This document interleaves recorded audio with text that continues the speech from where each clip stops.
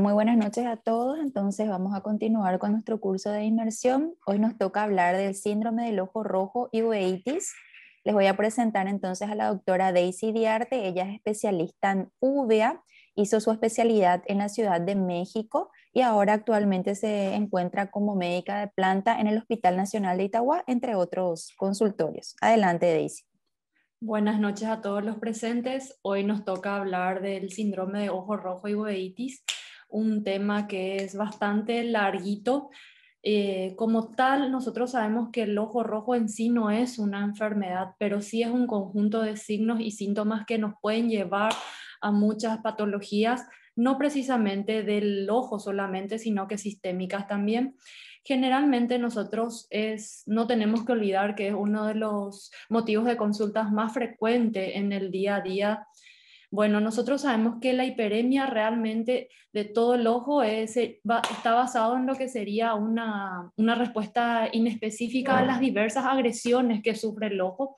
Esta misma hiperemia básicamente produce una dilatación de los vasos superficiales, ya sea un aumento del número de vasos, diámetros, inclusive la tortuosidad, por un aumento de la permeabilidad de eso. Cuando hablamos de una hiperemia, nosotros tenemos que saber clasificar que básicamente existen las inyecciones conjuntivales, vulvares, mixtas.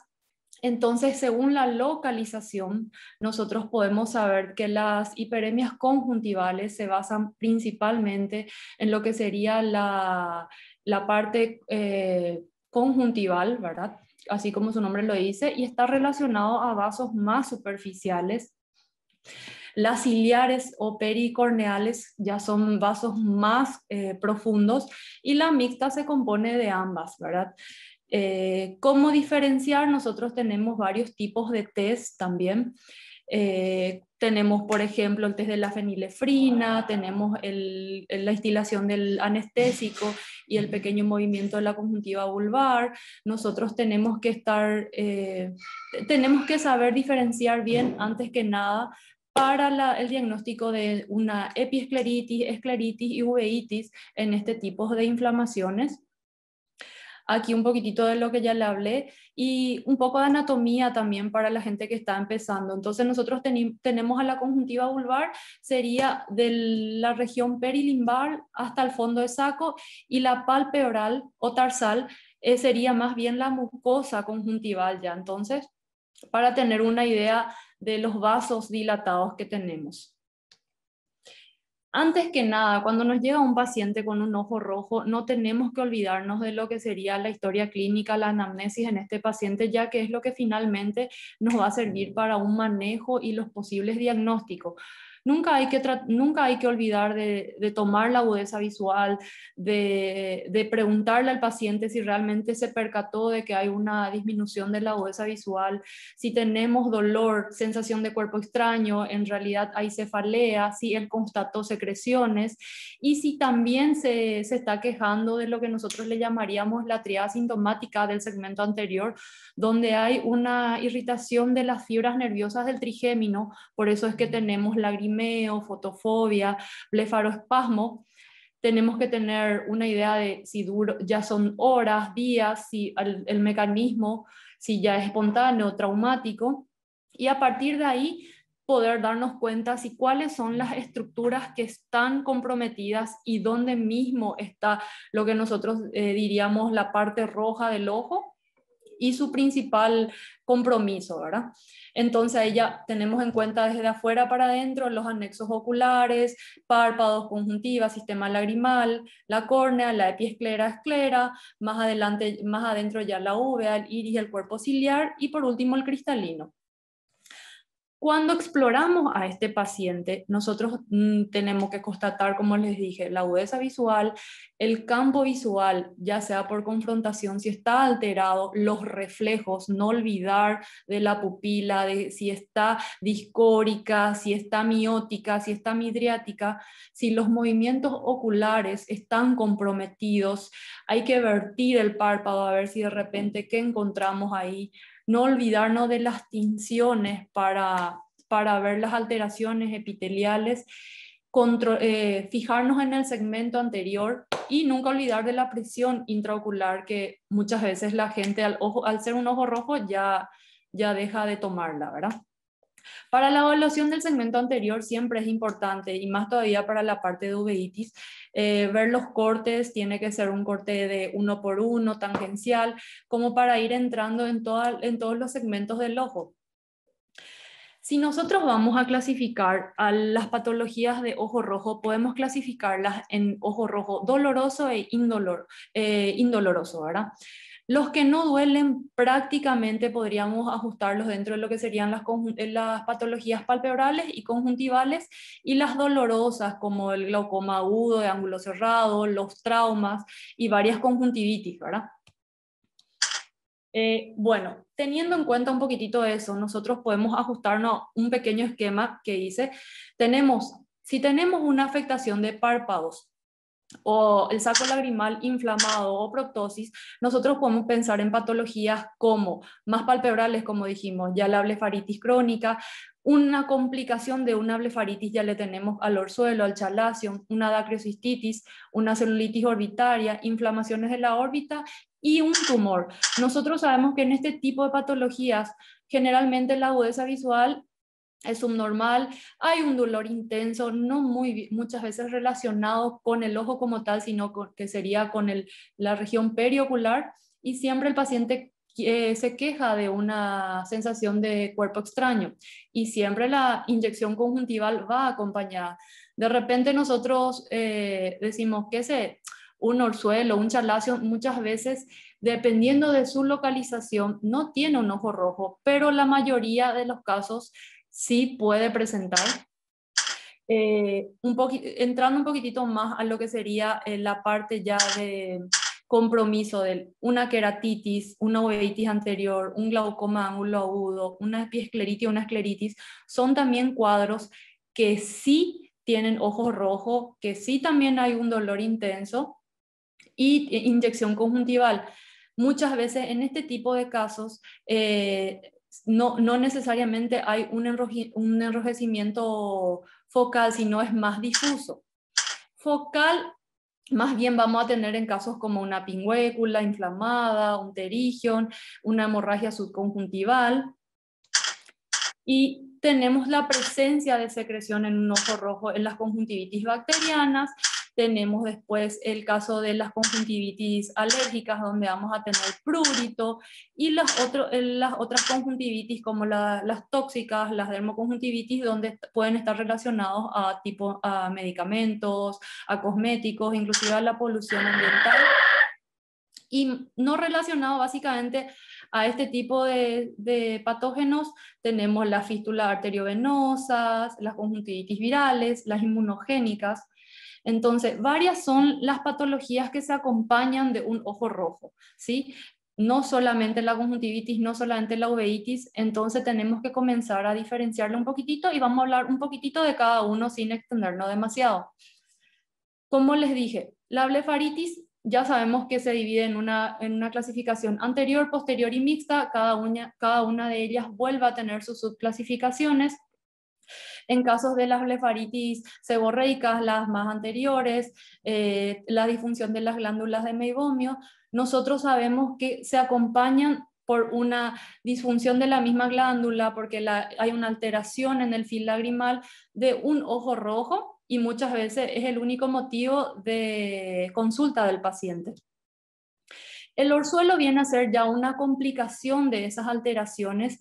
Tenemos que saber que también puede tener una localización tanto interna como externa, y la persistencia de una masa palpebral en el adulto nos debería de llamar la atención y pensar en un carcinoma sebáceo. Un poquitito. En caso de dacriocistitis, nosotros sabemos que hay una infección en el saco lagrimal, muchas veces purulenta, y en la región o sea, en el canto interno siempre se ve acompañado de un ojito rojito. Entonces, por la exposición a la secreción, por todo lo que implica, entonces también es un motivo de ojo rojo. La celulitis orbitaria, que sabemos que se clasifica en preceptal, poseptal. La preceptal generalmente también se acompaña de un ojo rojo. La agudeza visual viene a estar alterada en caso de que encontremos un edema muy marcado y haya tosis. Sabemos que en este tipo de patologías también puede haber una equimosis palpebral. Y en casos de pingüéculas inflamadas, que nosotros sabemos que hay, estas pingüéculas pueden tener un depósito de calcio, de proteínas, y puede estar relacionada con agentes del día a día como el polvo, el sol. Y en el caso del pterigium, que es un crecimiento fibrovascular ya, que puede, con la inflamación constante puede llegar a causar una disminución de la visión importante. También, estando expuesto a este tipo de agentes patógenos, como les mencioné recién, comienza una inflamación más constante. La hemorragia subconjuntival es otra patología que no, no produce una disminución de la agudeza visual como las otras que les mencioné, ¿verdad? Donde constatamos de aparición brusca, una coloración rojo brillante, puede ser difusa, puede ser local, inclusive pueden ser petequias mínimas, puede estar... puede ser de forma espontánea, traumática, puede estar asociada a enfermedades sistémicas, incluso a trastornos hematológicos, discrasias sanguíneas, inclusive algunas asociaciones sistémicas como por ejemplo un cuadro hipertensivo maltratado, que generalmente es la causa más frecuente. La segunda sería los movimientos de Valsalva y todo así. Su reabsorción más o menos se produce en 7 a 14 días. No hay una, no hay, su pronóstico es excelente, y nosotros sabemos que esto ocurre por un aumento de la presión venosa, un aumento de la permeabilidad vascular. Generalmente este tipo de patologías no necesita tratamientos con gotas ni nada. Y sabemos que en los niños también no hay que olvidar que el Valsalva es una de las causas más frecuentes. Ahora pasamos a las conjuntivitis. Nosotros sabemos que en las conjuntivitis son millones, son varias las conjuntivitis. Vamos a tratar de hablar de las más frecuentes nada más. Todas ellas, o la mayoría de ellas, se presentan con una congestión conjuntival superficial. Algunas pueden tener secreción, pueden tener epífora, acompañadas de quemosis, blefaroespasmo, papilas, ya sean membranas, granulaciones. Y bueno, la quemosis, para la gente que de repente todavía está empezando, en realidad una extravasación de líquido, entonces eso es lo que produce la quemosis. Y así. En casos de conjuntivitis bacteriana, nosotros tenemos que recordar que aparte del ojo rojo puede estar está acompañado de una secreción. En caso de las conjuntivitis alérgicas, la secreción es más mucoide filamentosa. En las conjuntivitis tóxicas, que puede estar asociada, o sea, el compromiso viene asociado por medicamentos, cosméticos. El tipo de fil lagrimal es más acuoso. La inyección conjuntival también es difusa. En la viral es más acuosa, ya tenemos otras particularidades. En caso de las clamidia tenemos una secreción mucoide también. Y la inmunogénica, que está asociada a otras enfermedades sistémicas, generalmente viene el paciente ya refiriendo que él tiene esa enfermedad de base y nosotros ya constatamos el ojo rojo como tal. Mejora muchas veces no solamente con lubricantes, sino que con el tratamiento sistémico del paciente. Y en caso de fístulas arteriovenosas, nosotros sabemos que la causa más frecuente es la fístula del seno cavernoso.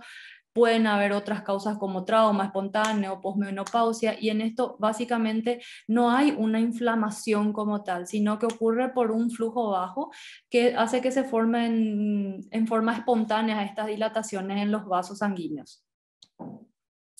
Las triquiasis y distriquiasis, ya sea el crecimiento anómalo o en la hilera anómala de las pestañas, ese contacto, ese roce frecuente con la córnea produce esa irritación y los pacientes vienen con un ojo rojo también. Pasamos un poquitito a la epiescleritis y escleritis, que tenemos que saber diferenciar no solamente por la localización, sino también hablar un poquitito hablando de la epiescleritis, nosotros sabemos que puede ser nodular o difusa, los vasos se mantienen radiales siempre. Tenemos el test de la epinefrina como para hacer nuestro diagnóstico. En caso de la escleritis, ya nosotros sabemos que se diferencian que puede ser anterior, también puede ser posterior, puede estar relacionada a inflamaciones necrotizantes, no necrotizantes. En este caso, las escleritis sí pueden venir acompañadas con una escasa celularidad. Y bueno, y inclusive pueden venir con dolor a los movimientos oculares, como es en el caso de la escleritis posterior, si bien no es muy frecuente, pero es importante saber. Generalmente el caso de las escleritis a diferencia de las escleritis que no hay una causa frecuente, es como idiopática prácticamente en la mayoría de los casos. En este caso las causas sistémicas corresponden al 50% de los pacientes que vienen y tienen complicaciones bastante crueles con el ojito. Inclusive pueden estar relacionadas las escleritis a cirugías, no solamente a causas sistémicas, y sí también a enfermedades infecciosas.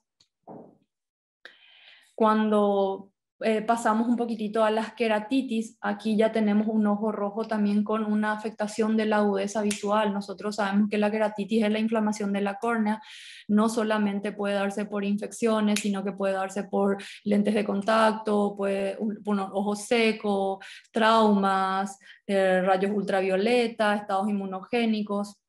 En este caso tenemos el enrojecimiento del ojo, tenemos una alteración de la visión, ya sea por los cuadros crónicos de esta misma inflamación, por la sensibilidad a la luz, que tenemos una fotofobia, viene el paciente con una irregularidad de la córnea, eso también le da la sensación de picazón, ardor, cuerpo extraño.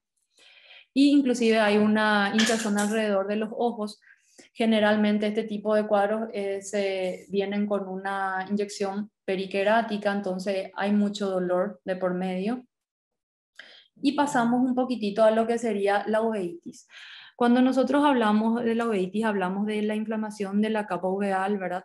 Tenemos que clasificarla porque también la clasificamos en anterior, que sería todo lo que corresponde desde el cuerpo ciliar y el iris para adelante, la intermedia y la posterior. Nosotros cuando vemos lo anterior, básicamente sería todo lo que corresponde hasta el iris, iritis, ciclitis anterior, iriociclitis. En la intermedia, hialitis posterior, ciclitis posterior, pars planitis, y acá el compromiso de la retina y la coroides. Bueno, y la panuveitis sería generalizando toda la inflamación del ojo como tal. La uveitis tiene síntomas bastante frecuentes que son dolor, fotofobia, visión borrosa, ojo rojo y lagrimeo. El dolor ocurre porque hay una inflamación a nivel ocular. Esta misma inflamación hace que se produzca un espasmo en el cuerpo ciliar. El espasmo da dolor y con este dolor nosotros tenemos una irradiación no solamente ocular, sino que periorbitaria también. La fotofobia ocurre, como le dije hace rato, por la irritación de las fibras nerviosas también. Hay un lagrimeo, un blefaroespasmo. Nosotros sabemos que la visión borrosa puede ocurrir por una opacidad de medios. Estos medios ya sean la reacción inflamatoria en la cámara anterior, en la cámara vítrea, por un edema macular, ya que sería un compromiso de uveitis más crónicas, y el ojo rojo por la congestión y dilatación a nivel vascular. El lagrimeo acompañado siempre por la irritación de las fibras, o sea, por eso ocurre, que es reflejo. Los signos que nosotros solemos encontrar dentro de las uveitis son la inyección ciliar. Cuando nosotros estamos hablando, como ya mencionamos, de vasos epiesclerales dilatados, nosotros tenemos que saber diferenciar siempre si es una escleritis o una epiescleritis, porque estos enmascaran vasos conjuntivales dilatados la queratopatía en banda, que ocurre más frecuente en cuadros de uveitis crónica, más en niños. Nosotros sabemos que hay un depósito de hidroxiapatita en la membrana de Bowman, que serían estas áreas blanco-grisáceas. Estas áreas tienen pequeñas zonas libres de depósito. Esas zonas libres de depósito serían para que las fibras nerviosas infiltren mejor la capa de Bowman, dando estas zonas libres un aspecto de queso suizo. Los precipitados queráticos que vemos en cámara anterior son básicamente células inflamatorias que pueden adherirse en el endotelio corneal. En casos agudos de uveitis agudas suelen ser polimorfonucleares, y en casos de crónicas ya pueden ser pigmentados o linfocitos.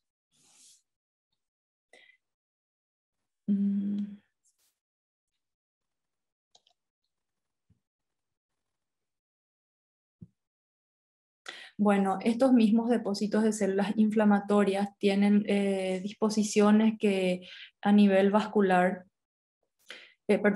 tienen disposiciones a nivel corneal, que características de ciertas enfermedades, por ejemplo, el triángulo de ARP que se forma en la toxoplasmosis. La mayoría de los que ocurren disposiciones inferiores no están relacionados a cuadros de virus, ni sarcoidosis ni BKH. Ellos se encuentran mayormente dispuestos en la parte superior. Sabemos que podemos encontrar precipitados queráticos antiguos. Ellos son de color más pigmentados en el endotelio. Los frescos generalmente son más blanquitos, redonditos, y los fantasmas que generalmente ya se encuentran cubiertos por la DSMET. Y las de grasa de carnero, por ejemplo, que generalmente son mayores a 1 milímetro, son macrófagos con células epitelioides y se producen por una inflamación granulomatosa. Estas mismas pueden dar como consecuencia una descompensación corneal, una metaplasia. Aquí vemos un poquitito de celularidad ya en el FLAIR en cámara anterior. El FLAIR hay que distinguir de la celularidad. El FLAIR son proteínas que aparecen en la cámara anterior por una ruptura de la barrera hematoacuosa, y también tiene su estadificación. Nosotros usamos como limitante de esta estadificación el iris, yéndonos de 0 hasta 4 células para estadificar. Y bueno, donde la 4 sería, ya no se ve el iris, no se ve el cristalino. Esto nos sirve a nosotros para saber si la medicación está funcionando. Las células, sin embargo, también se encuentran en cámara anterior, pueden ser pequeñitas o grandes. Las pequeñas son linfocitos, las grandes son macrófagos. Generalmente no son pigmentadas, se encuentran suspendidas en el humor acuoso. También tienen una estadificación que va también del 0 al 4, donde contabilizamos las células en un corte de 1 por 1, y eso es lo que vamos anotando en cada control del paciente, y como les dije, lo que da el pronóstico de nuestra medicación, cómo continuar. Anormalidades en el iris encontramos también en la uveitis. Los nódulos son células que precipitan fuera del humor acuoso, se encuentran ubicadas generalmente en el esfínter pupilar, ya sea sobre o dentro. Ellas nos hablan de una actividad inflamatoria, lo que significa también de que desaparecen una vez que el cuadro inflamatorio cede. Las de Busaka, sin embargo, se encuentran en el estroma y ellas no desaparecen. Tenemos también las sinequias posteriores. Estas sinequias pueden darse por estos mismos nódulos, por la presencia de fibrina en cuadros inflamatorios muy, muy intensos. Sinequias anteriores, hay un estrechamiento crónico, esta misma fibrina. Y por ejemplo, los nódulos refractantes también que se encuentran que son delgados cristales, que son los cuerpos de Russell, también nosotros encontramos en patologías como uveitis granulomatosas, podemos distinguir. Encontramos las atrofias del iris, estas generalmente cuando están afectadas el epitelio, son cuadros herpéticos. Ahora cuando ya son más estromales son las de Fuchs, lo que sería, lo que nos daría el cambio de coloración del iris en cuadros más crónicos. Alteraciones en la pupila, nosotros tenemos ya sea la miosis, la, tenemos miosis por la liberación de las prostaglandinas, tenemos midriasis también, que pueden ocurrir, por ejemplo, en uveitis herpéticas, anomalías anomalías en el cuerpo ciliar. Nosotros tenemos en la pars planitis lo más frecuente son los copos de nieve, y en la pars planitis, en la pars plicata, perdón, serían las membranas ciclíticas. Ambos ocurren en casos crónicos de uveitis. Las opacidades del cristalino se dan en casos de uveitis recurrentes, ya sean agudas o crónicas. Generalmente es una catarata subcapsular posterior. La lisofosfatidilcolina en conjunto con los esteroides, entonces lo que dan son mucha fibrina, y esta misma fibrina y todo el círculo de la cronicidad va produciendo esta catarata. Las células en el vitro anterior, nosotros sabemos que están relacionadas, las células en el vitro anterior, nosotros sabemos que están relacionadas en las iridociclitis, principalmente en las vasculitis. Por ejemplo, tenemos celularidad, estas células también se van pigmentando. Y las opacidades vítreas que tenemos nosotros, en la famosa vitreitis, que también tiene una estadificación que va del 0 al 4, donde nosotros tenemos el nervio y la retina como parámetros, si nos deja ver o no nos deja ver, y siempre es importante estadificar para el pronóstico de cómo va la enfermedad. Generalmente hay más precipitados en las toxoplasmosis que en otros tipos de uveitis. Tenemos los copos de nieve, que serían estos, las opacidades vítreas. En la corioretinitis tenemos el foco inflamatorio, tenemos edema macular, membranas epirretinianas, papiledemas, y bueno, así una serie de cosas. Y la presión ocular, que tenemos en varios cuadros, que hay un aumento de la presión ocular, por ejemplo, en las uveitis de Posner, de herpes, donde siempre es importante constatar la alteración en un ojo con el otro. Siempre hay que dejar marcado ambos ojos en nuestra historia clínica. Si vamos a clasificar la uveitis según la etiología y la frecuencia según edad, nosotros podemos estadificar a las anteriores. Las más frecuentes en niños es la espondilitis anquilosante, artritis reumatoide juvenil, la artritis psoriásica. En adultos jóvenes, la HLA-B27, frecuente en hombres jóvenes, sarcoidosis, sífilis. En ancianos, las anteriores, las más frecuentes son las de carácter idiopático, le siguen después la sarcoidosis, esclerosis múltiple, las neoplasias, inclusive la toxoplasmosis. En las intermedias le tenemos a la pars planitis, a la sarcoidosis, a las vasculitis. Y en las posteriores, según localización, en la coroides tenemos a las epiteliopatías placoides, en la retina la necrosis retiniana, y las vasculitis, como la enfermedad de Ills, son las más frecuentes. Y cuando hablamos de un glaucoma por cierre angular, que también es una causa de ojo rojo doloroso, nosotros vamos a constatar el edema corneal, la cámara anterior estrecha, siempre el ojo está congestivo, y hay una elevación brusca de la presión con una midriasis media a reactiva. Ese dolor tiene una irradiación fuerte. Entonces, básicamente lo que ocurre es, hay una disminución del ángulo que se forma entre el iris y la córnea. La malla trabecular está obstruida, y esta disminución del ángulo puede ocurrir ya sea por una alteración morfológica, por un cristalino amplio, o por un cuadro inflamatorio muy intenso, puede llegar a ocurrir. y así causando crisis hipertensivas que deben ser tratadas primeramente medicamentosas y para luego entrar a algún tipo de procedimiento más quirúrgico. Bueno, y este es un resumen que me pareció interesante y bastante práctico para todos, que sería tener en cuenta un poquitito, como habíamos hablado, si es un ojo rojo, si duele, no duele, cómo está la pupila, si hay secreción, no hay secreción, si tiñe con algún tipo de colorante, y para manejo en la urgencia de los residentes que ahora están empezando. Y bueno. Con eso quise abarcar un poco de todo lo que sería el cuadro de ojo rojo. No sé si tienen alguna duda, alguna pregunta, si faltó algo por mencionar.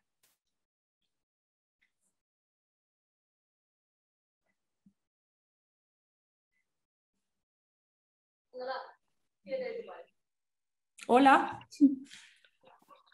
Hola Daisy, soy Martín, ¿qué tal? ¿Todo todo bien? bien, todo bien. Nada, felicitarte, me pareció bastante completa realmente, creo que tocaste todos los tópicos asociados con el síndrome de ojo rojo.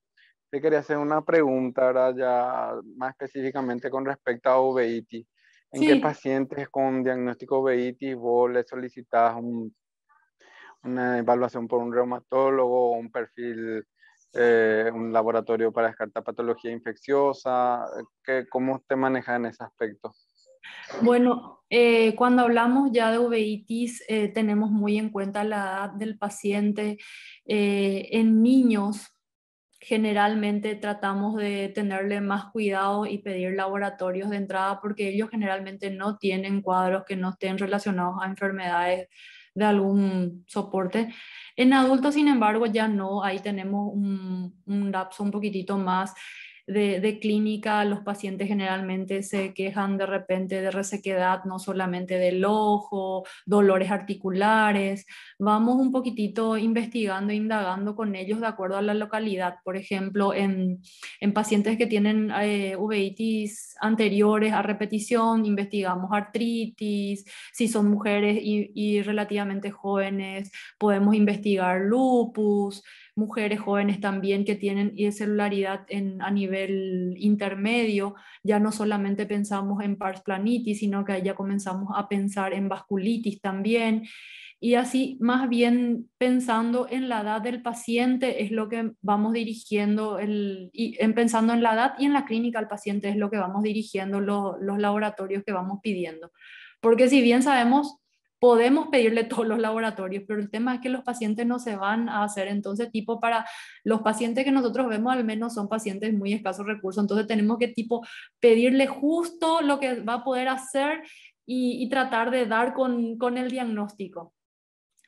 Pero tenemos muy en cuenta la edad, el sexo y así, la clínica. Perfecto, muchas gracias. De Bien. nada. A mí también me pareció muy buena tu clase, Daisy, sobre todo porque acordarnos que el ojo rojo puede generar a veces confusión. Hay pacientes que vienen por ojo rojo y doloroso y se le trata como una conjuntivitis y resulta ser una uveitis. Es, Y en nuestro país, sobre todo, las uveitis son muy frecuentes, sobre todo la toxoplásmica, ¿verdad? Que sabemos que es la uveitis posterior más frecuente, o sea, en realidad una panoveitis, ¿verdad? En nuestro mm. país. Bueno, hay también, traté de abarcar todos y, por ejemplo, no hay que olvidar que, por ejemplo, las grandes aberraciones oftálmicas, una hipermetropía alta, astigmatismo, miopía alto, verdaderamente alto, son pacientes que también acuden a la consulta, capaz no de urgencia, pero sí con cuadros de ojos rojos de larga data. Entonces, a esos pacientes también, no tan frecuentes, pero también tenemos que echarle un poquitito de ojo cuando vienen así con un cuadro de ojo rojo.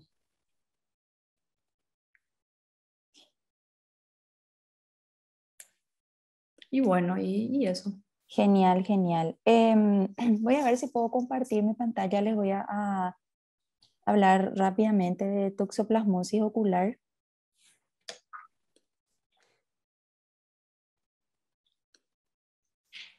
No sé si Yo podés salgo, ¿qué repetirme. hago yo Sí, acá? tenés que dejar de compartir Rápido nomás les voy a mostrar porque me pareció interesante complementar todo lo que dijo Daisy porque es una de las causas más frecuentes de uveitis y es lo que generalmente más vemos en la consulta. Y de paso aprovechar que está ella y que nos dé también algunos tips de manejo de toxoplasmosis ocular que podamos nosotros. Bueno, Sí. ahora Ahí hay una parte roja que dice dejar de compartir. ahí está.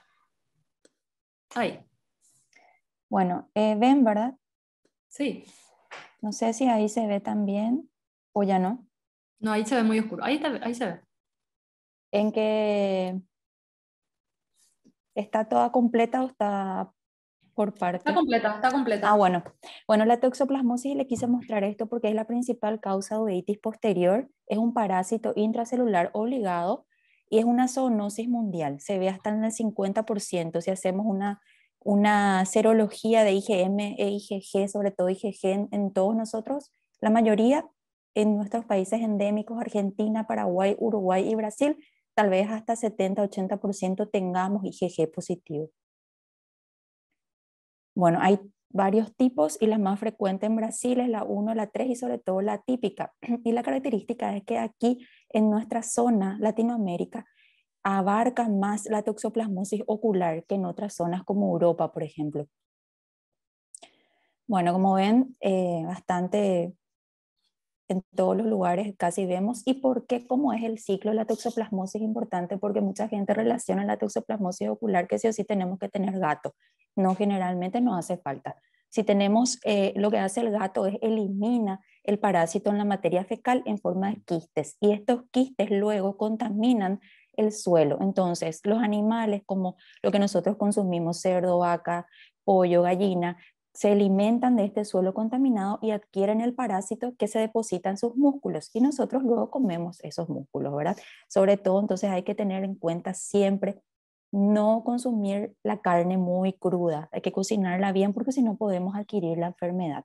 También otro tipo de forma de adquirirla es comiendo las verduras contaminadas por el suelo, lavar bien las verduras y sobre todo también hay una transmisión vertical, por lo cual es muy importante y ahora también veo que se pide mucho, por suerte, la serología en embarazadas porque sabemos que la toxocongénita es una causa importante de ceguera legal ya prácticamente para toda la vida del niño, sobre todo si se adquiere durante el primer trimestre de embarazo.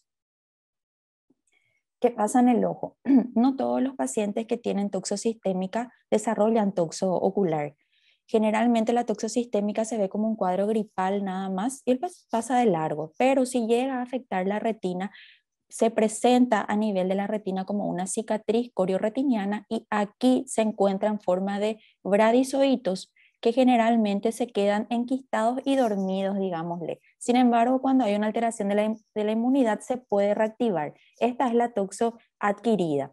Entonces, ¿qué pasa? Que generalmente la mayoría de los pacientes tienen cicatrices, pero si esta cicatriz no afecta al eje visual, la persona no puede que no tenga síntomas, pero si afecta el eje visual, ahí sí recién generalmente consultan.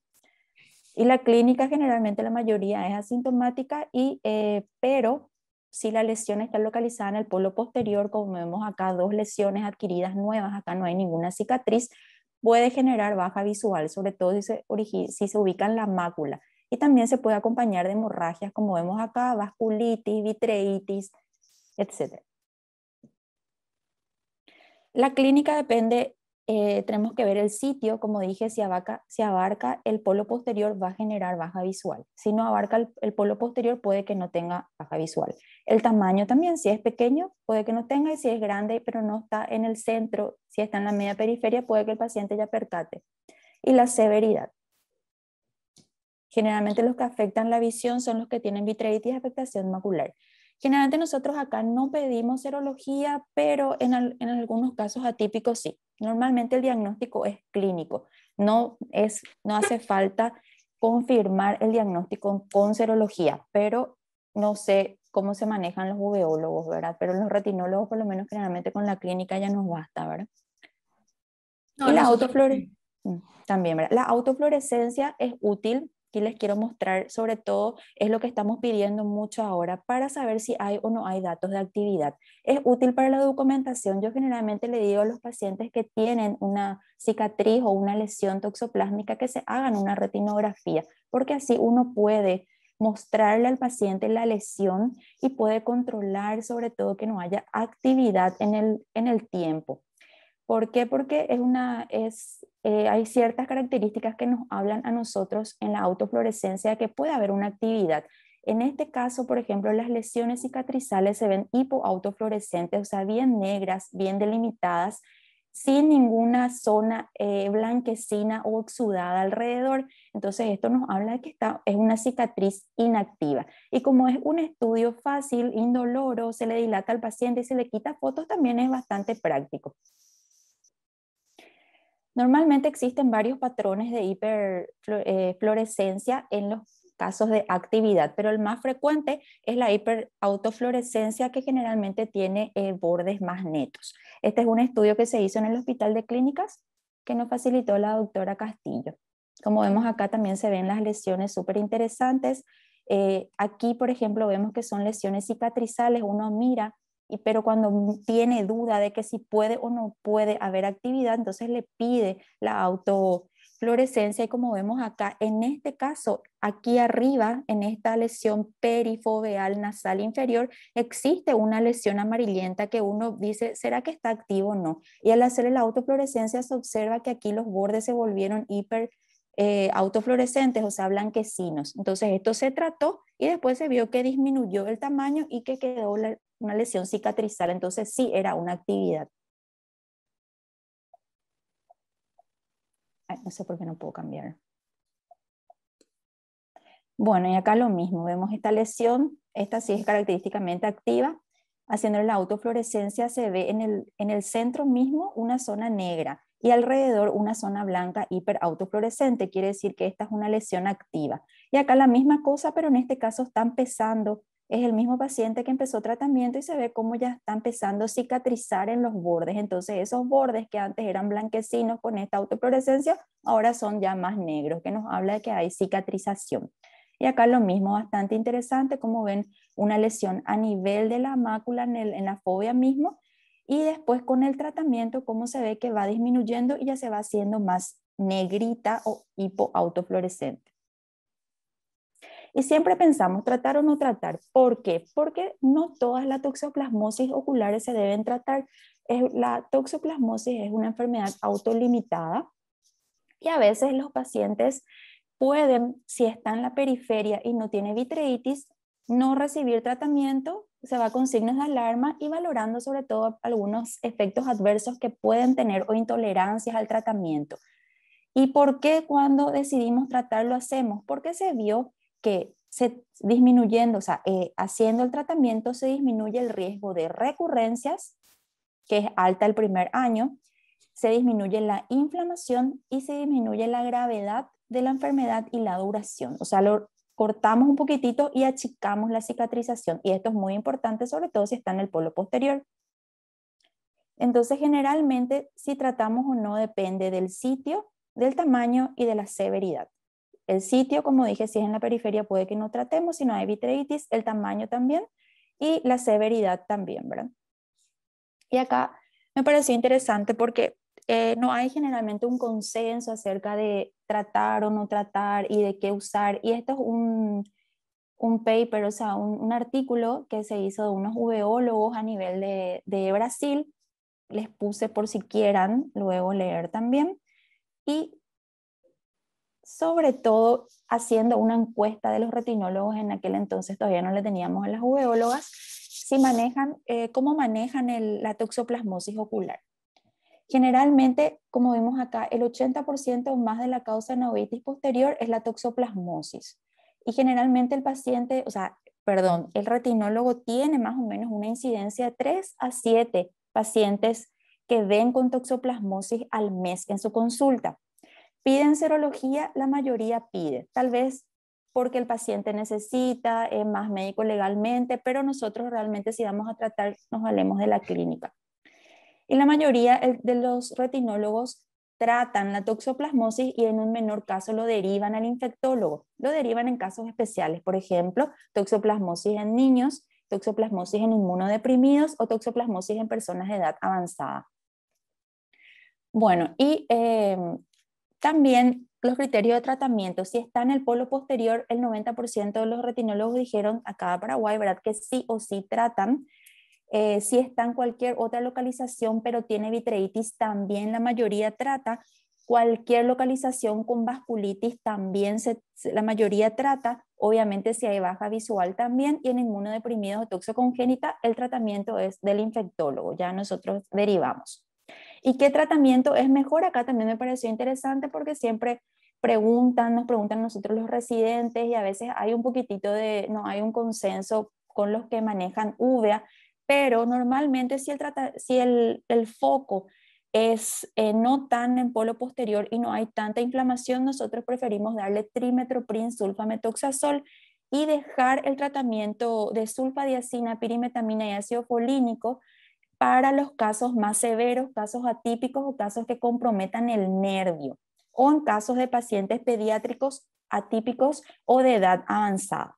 Y eso prácticamente también es el consenso que llegaron en el caso de la mayoría de los trabajos de artículos que hemos leído. Entonces, ¿cuál tratamiento es mejor? Y depende. Si el paciente es inmunocompetente y el foco no se halla en polo posterior, nosotros podemos darle trimmetoprim, sulfamethoxazol en una dosis que es un comprimido cada 12 horas por un periodo aproximadamente de 30 días. Y si es inmunocompetente, pero el foco está en polo posterior, o si ya es inmunodeprimido, o tiene una toxo atípica, o tiene edad avanzada, o es toxo congénita, ahí sí nosotros ya optamos por el tratamiento convencional. Y el tiempo de duración es de 4 a 6 semanas. Ahora, ¿damos o no damos corticoides? Y generalmente depende. Si tenemos inflamación y vitreitis, sí damos corticoides. Si es un foco en el polo posterior y tiene, por ejemplo, afectación del nervio, también solemos dar corticoides. Y el corticoide podemos darlo vía oral, y en un porcentaje, en este caso de los retinólogos encuestados, solamente un 5% lo hacía paraocular, que es un medio de tratamiento también que decidimos cuando el paciente tiene gastritis o de repente es más cómodo hacerle una inyección paraocular y dejarle solamente con su medicación vía oral. Y siempre se espera al menos 72 horas de tratamiento con el medicamento, con trimmetoprim, sulfamethoxazol o pirimetamina, sulfadiazina, ácido folínico antes de iniciar, porque los corticoides, al disminuir la defensa, pueden aumentar la respuesta inflamatoria, puede haber más vitreitis y puede desencadenar en un empeoramiento del cuadro. Otras opciones también son la citromicina vía oral, la claritromicina vía oral y la clinda vía oral, que no está disponible en Paraguay. Y la clindamicina intravítrea también es útil, y nosotros generalmente utilizamos en pacientes que no pueden por algún tema alérgico ingerir trimmetoprim o sulfa, que generalmente son los que dan más reacciones alérgicas, o cuando no mejoran el tratamiento con vía oral. Generalmente no lo hacemos de entrada y mezclamos intravítrea de clindamicina con dexametasona. Y la vitrectomía, si ya nos tocó también operar, son vitrectomías bastante complicadas cuando existe un desprendimiento de retina secundario, por ejemplo, por la vitreitis intensa que formó membranas, y estas membranas traccionaron la retina y la rompieron, haciendo un desprendimiento mixto ya traccional y regmatógeno. En este caso, los casos en mi caso que me tocó operar fueron realmente de una evolución muy tórpida, por más que se operó igual, evolucionaron no cicatrizando bien y con redesprendimientos de retina. También en los casos que hay formaciones de membranas epirretinianas con baja visual secundaria o tracción vitreomacular, en ese caso el pronóstico es mejor una vez que nosotros quitemos la tracción o liberemos la membrana epirretiniana, y también en los casos de vitreitis residual, que también tienen buen pronóstico. Y la profilaxis también es un tema, porque hay pacientes que tienen muchas recidivas a lo largo de un año, entonces a veces preguntan, o tienen un año sí, un año no, si tienen o no tienen que tomar profilaxis. Y en cuanto a este artículo, lo que nos habla, que les quise traer también, que está generalmente recomendado en pacientes que tienen por lo menos 2 o más recidivas en un año. Y se usa generalmente trimmetoprim sulfa metoxazol 3 veces a la semana. Y acá nada más otros casos clínicos, como vemos acá esta lesión a nivel de la papila. La autofluorescencia nos muestra unos bordes hiperautofluorescentes, o sea que hay actividad, y el diagnóstico de la papilitis de Jensen. Y en este caso nosotros decidimos darle tratamiento convencional y esteroides por la inflamación. Aquí hay otro caso, como vemos, está en la periferia, en la arcada temporal inferior, pero tiene hemorragias y tiene y tiene vasculitis, como vemos acá, estas arterias bien con unas lesiones blanquecinas alrededor, esta es una vasculitis. Y en este caso optamos por darle trimetoprim, sulfamethoxazol y esteroides. ¿Por qué esteroides? Por la vasculitis. En este caso, en un paciente que tenía una lesión, un poco de cicatriz macular en el ojo derecho, y en el otro ojo, en el ojo izquierdo, tenía esta lesión acá, bien en la arcada nasal inferior, con un poquitito de vitreitis en esa localización y también un poco de vasculitis. Y en este caso se optó, como es periférico, trimetoprim sulfa y esteroides porque tenía vasculitis en esa zona y un poco de vitreitis. Y esta es una lesión en la cual se observa la cicatriz macular y un foco de reactivación en la arcada temporal superior a la fovea con hemorragias localizadas allí, con la autofluorescencia también con estos bordes borrados. En este caso, como es parafoveal, tiene vasculitis y también aparentaba unos datos de oclusión, se le hizo tratamiento vía oral convencional 60 días sin mejoría, entonces se decidió hacer clínica intravitrea y dexametasona. Este otro caso, ven cómo se puede presentar, es bastante interesante porque se ve una lesión de gran tamaño, blanquecino, acompañado de hemorragias, vasculitis, y esta línea de demarcación porque había un DR seroso, o sea, había líquido perilesional que afectaba la mácula, entonces esto producía una disminución importante de la visión. Era un paciente inmunodeprimido que tenía poca vitreitis. ¿Por qué? Porque no tenía las defensas suficientes para generar mucha inflamación. En este caso se optó por un tratamiento convencional que es pirimetamina, sulfadiazina, ácido folínico. Entonces, nada más las conclusiones, la clínica depende, puede que no tenga baja visión y que ya tenga ya una toxo, trato o no trato depende de la localización, de la severidad, del sitio, del tamaño, con qué trato también depende, y la profilaxis también depende. Y eso es todo. Este es un caso, una rápida presentación nada más que les quería compartir. Y sobre todo, aprovechando que está Daisy, preguntarle, por ejemplo, también a ella si qué tratamiento es lo que más utiliza y por qué, ¿verdad? Bueno, básicamente es lo que todo el mundo hace acá en Paraguay. Yo traigo, creo que de repente Leti, si está también, trae la experiencia de México, que nosotros teníamos la aplicación de paraoculares en pacientes que tienen comprometimiento ya del área macular, más en polo posterior de betametasona, dipropionato y dipropionato de betametasona y el otro de inyección lenta con clindamicina. Colocamos un cc de cada uno y controlamos, ¿verdad? Ahí ya le controlamos al paciente si no hay una elevación de la presión ni nada, y si es así, entonces ya le dejamos sin nada vía oral. Hay papers que reportan que tienen muy buen resultado, nuestras experiencias también. En estos casos hay un retroceso mucho más rápido del cuadro inflamatorio como tal. La pregunta es, ¿cada cuánto le puedes hacer? ¿Cuántas vacunas? Más o menos se espera unos 10 a 15 días para hacer cada inyección. Y siempre es solamente la inyección, el control de la presión, a ver si tolera los corticoides y así. Nosotros manejábamos más el tratamiento de paraoculares que intravítreos, inclusive en México. Acá de repente me resultó muy difícil porque no conseguía la combinación de esta betametasona, porque esta betametasona trae la combinación de dos betametasonas, una de acción prolongada y otra de acción corta. y acá en Paraguay no teníamos, teníamos solamente en la Argentina y ahora que se cerró todo, ya no tenemos. Genial. Sí, me parece muy interesante también el tratamiento que ustedes hacen para ocular y sobre todo porque el paciente puede, o sea, a veces no sigue bien el tratamiento, ¿verdad? No toma más los Esa, comprimidos, no compra más, ya no tiene y así, ¿verdad? ese es un buen punto también y después que los pacientes cuando tienen así un compromiso en el área macular, ellos te vienen en 24 horas diciéndote, el medicamento no me hace nada y como que los inyectables tienen una acción mucho más rápida que los vía orales.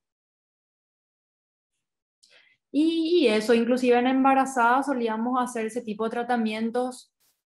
Acá todo depende básicamente del paciente y de la economía de los pacientes así en los hospitales públicos. Y eso, Es así. ah, dipropionato y fosfato de betametasona, ahora ya me acordé. Bueno, y yo no sé si alguien tiene alguna pregunta.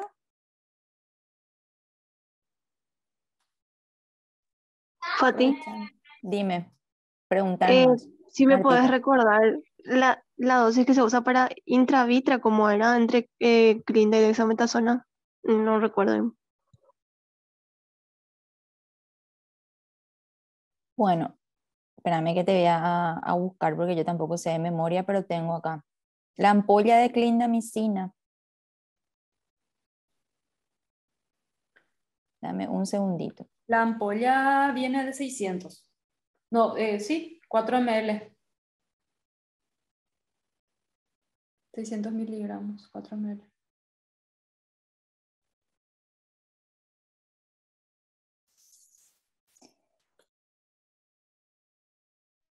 Para la ampolla de clindamicina se toma 0,2 ml y se añade 2,8 ml de cloruro de sodio. Entonces completas 3 ml. Lo ideal es entonces en una jeringa que tengan ustedes de 3 ml, que hay la jeringa, que es más fácil, o, colocar allí. ¿Y cómo sacan 0,2 ml? Con la jeringa de insulina. Entonces llevan eso a su jeringa De de 3. 3 ml y completan con 2,8 ml de suero fisiológico. Y de eso otra vez sacan 0,1 ml, que es lo que van a colocar en el vitrio.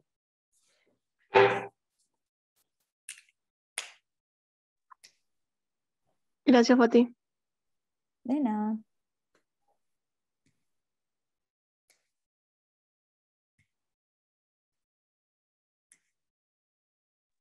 Y bueno, y si no hay entonces alguna otra preguntita, les quiero dar muchísimas gracias a Daisy por prepararnos su clase, la verdad que bastante completa, nos habló de blefaritis, de todo lo que nos puede causar ojo rojo, no olvidarse de eso, mirar siempre los párpados y sobre todo las uveitis también que nos mostró que, que podemos ver, que tenemos que encontrar, que tenemos que buscar y después también nos ayudó con su experiencia en la toxoplasmosis, que es lo que más nosotros de repente vemos acá. Y bueno, muchísimas gracias. Gracias Daisy, felicitaciones por tu clase y gracias Gracias a a ustedes. todos y Espero nos les sirva. vemos mañana. Gracias. Chao, Chao, chao. chao.